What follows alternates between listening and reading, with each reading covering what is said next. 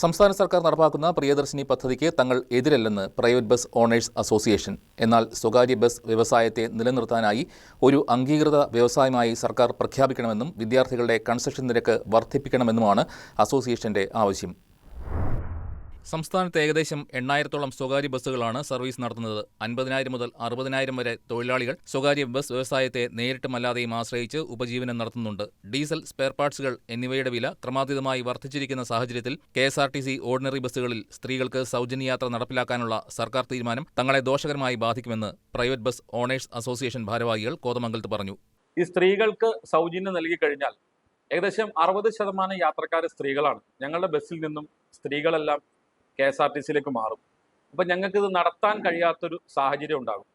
അതുകൊണ്ട് ഈ സ്ത്രീകൾക്ക് സൗജന്യ യാത്ര നടപ്പാക്കുമ്പോൾ ഈ സ്വകാര്യ ബസ് വ്യവസായത്തെ ഒരു വ്യവസായമായി പ്രഖ്യാപിച്ചുകൊണ്ട് അതിനെ സംരക്ഷിക്കുന്നതിന് വേണ്ട നടപടി ബഹുമാനപ്പെട്ട മുഖ്യമന്ത്രിയും ബഹുമാനപ്പെട്ട ഗവൺമെൻറ്റും സ്വീകരിക്കണമെന്നൊരു അഭ്യർത്ഥനയാണുള്ളത്.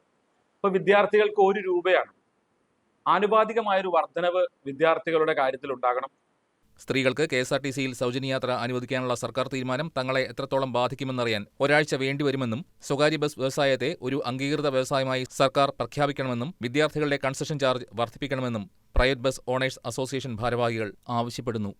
അപ്പോൾ സ്വകാര്യ ബസ്സുകളെ സംബന്ധിച്ച് നിലനിൽപ്പിൻ്റെ ഒരു പ്രശ്നത്തിലേക്കാണ് ഈ അടുത്ത ദിവസങ്ങളിൽ വരാൻ പോകുന്നത്. ഈ പറയുന്ന വിദ്യാർത്ഥികളുടെ ചാർജ് എന്നൊക്കെ പറയുന്നത് എത്രയോ വർഷങ്ങൾക്ക് മുമ്പാണ്. നമുക്ക് ചിന്തിക്കാൻ പറ്റും, 100 പിള്ളേർ കയറിയാൽ ഒരു ബസ്സിൽ 1 ലിറ്റർ ഡീസൽ അടിക്കാൻ പറ്റില്ല. News desk KCB news.